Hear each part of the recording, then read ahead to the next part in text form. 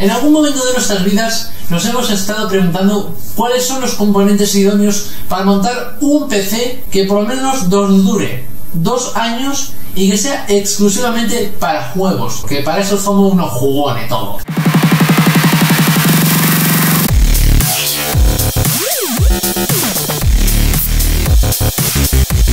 El rincón de Futufor.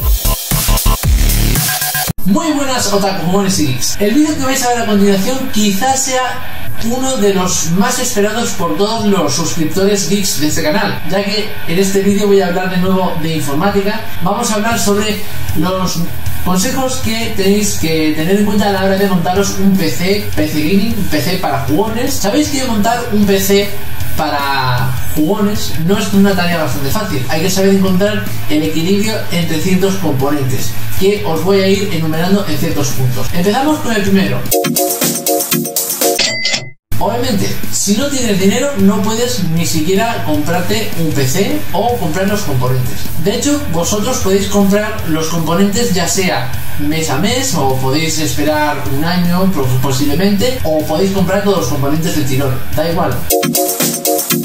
Una vez que ya tenemos el presupuesto, que ese es el paso previo de todo aquel que se quiera montar un PC, tenemos que buscar los componentes necesarios para poder montar nuestro PC. Y eso es una tarea bastante meticulosa que puede llevar su tiempo, porque tenemos que buscar un determinado equilibrio entre ciertos componentes que nos van a asegurar una estabilidad a largo plazo, una parte de estabilidad y por el otro lado otro tope de rendimiento, sin tener que gastarnos demasiado dinero dentro del presupuesto. Eso es lo que buscan los jugadores de PC, montar un equipo que sea muy robusto y al mismo tiempo que tenga buen rendimiento. Y para ello existen un montón de páginas web que hacen reviews de distintos componentes de hardware. Por ejemplo, puede ser placas base, procesadores, tarjetas gráficas. Eso es ya una cosa absolutamente imprescindible para todo aquel que se quiera montar un PC, porque ahí te estás fijando el rendimiento que suele tener una tarjeta gráfica en determinado juego, y sobre todo también te dice la temperatura y la energía que consume ese determinado componente.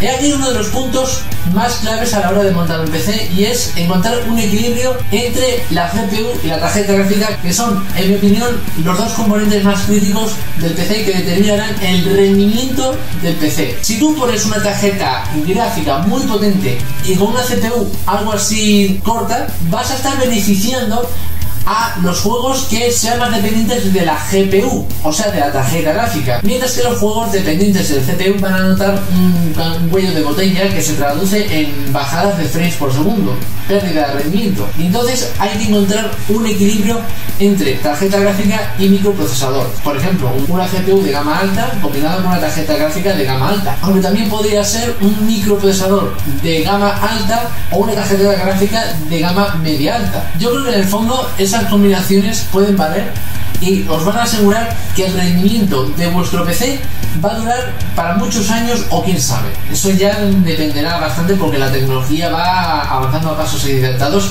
y hay que buscar el mayor equilibrio posible dentro del presupuesto, obviamente.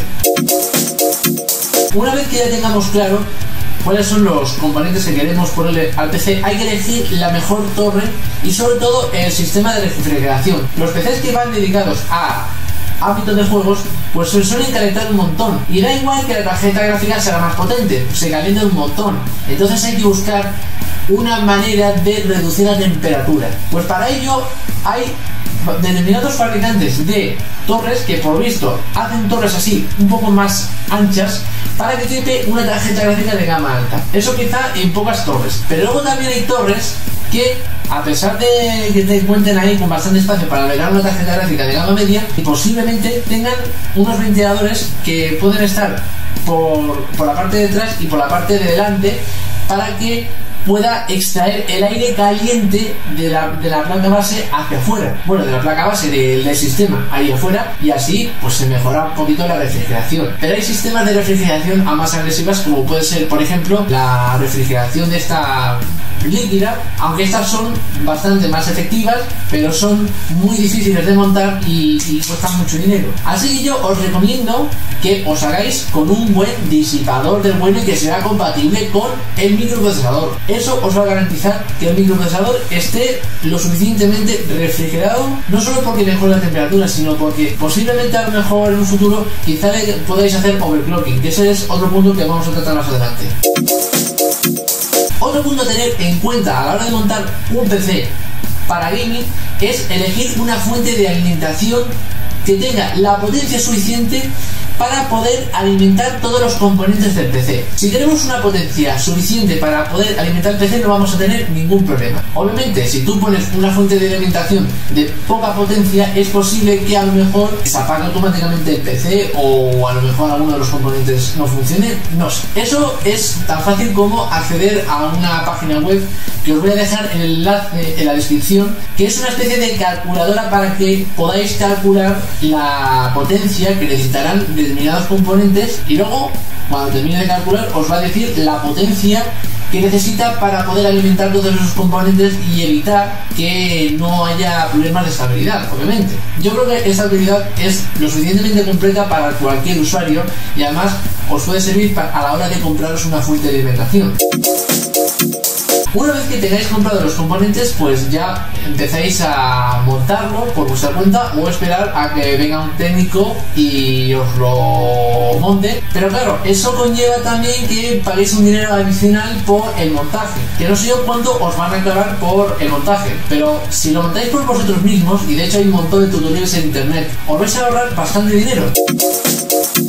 Llegamos aquí a uno de los puntos más interesantes y sobre todo más críticos, el overclocking. Para los que no sepáis todavía lo que es el overclocking, que intuyo yo que la mayoría de vosotros ya sabéis lo que es, significa elevar la frecuencia del reloj de un determinado componente. Sin embargo, esto lo que hace es aumentar la carga y por lo tanto aumenta la temperatura del propio componente en cuestión. Si por ejemplo yo le hago un overclocking a la CPU, no solamente estoy haciendo que trabaje un poquito más rápido, sino que eso también conlleva un aumento de la temperatura. Y por eso os decía yo que hay que comprar un buen disipador o cualquier otra cosa que le permita a un componente reducir la temperatura. Puede ser un disipador o yo que sé. Sin embargo, hay módulos de memoria que también se calientan lo suyo y tienen también sus disipadores en arriba. Pero lo que ya os digo, hacer un overclocking es, digamos, una práctica que no es muy recomendada.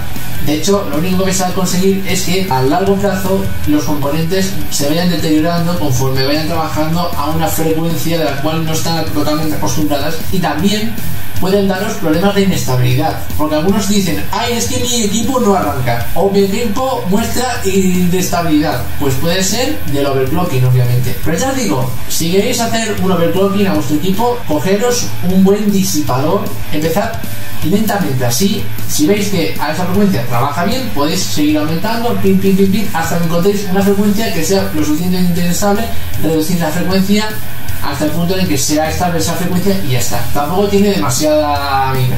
Todo esto se resume en que si vais a hacer overclocking, empezar poquito a poquito, pero antes de eso, cogeros un buen disipador, ya sea para la CPU, la tarjeta gráfica, lo que sea.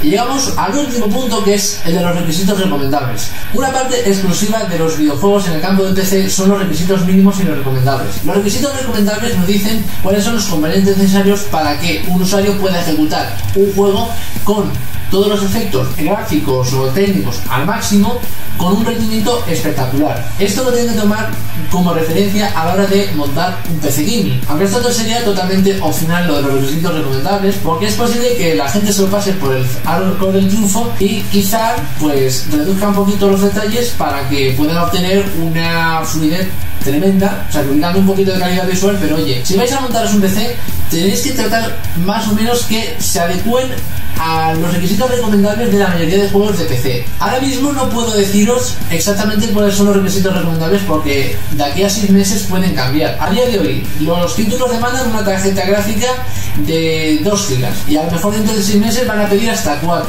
incluso. La tecnología avanza a pasos agigantados y es que cuesta a uno actualizarse y adaptarse a las exigencias del mercado, y es que claro, esto a todos nos va en el bolsillo y pasa lo que pasa. Y bueno, damas y caballeros, espero que os haya gustado este blog, espero que hayáis entendido estos consejos y podéis hacer un PC de estos que son un cañón, encontrando la estabilidad y el rendimiento, que eso es lo que más importa, porque si no funciona la estabilidad, ¿para qué? ¿Para qué? Que esto ya... Y otra cosa que quiero deciros antes de terminar este vídeo, que este no es un vídeo el cual vengan ahí los señores de la consola diciendo que las consolas son mejor que PC y tal y cual, o que si Nvidia es mejor que AMD, o que si Intel es mejor que AMD. Yo en ese debate no quiero entrar en este vídeo. Si os ha gustado el vídeo, no dudes en dejar un like, compartirlo en las redes sociales, Twitter, Facebook, Google+, meterlo en vuestros favoritos y suscribiros al canal de manera voluntaria si no lo habéis hecho. Al fin y al cabo, la decisión es vuestra, yo no obligo a nadie, yo soy de los que tienen la libre elección, ¿no? Algo así. Un saludo de parte de Tito Fututhor, que paséis un buen día, Malta, y que la fuerza interior os guíe. Una animación tremenda de Happy Flower Power, de estas de animaciones entre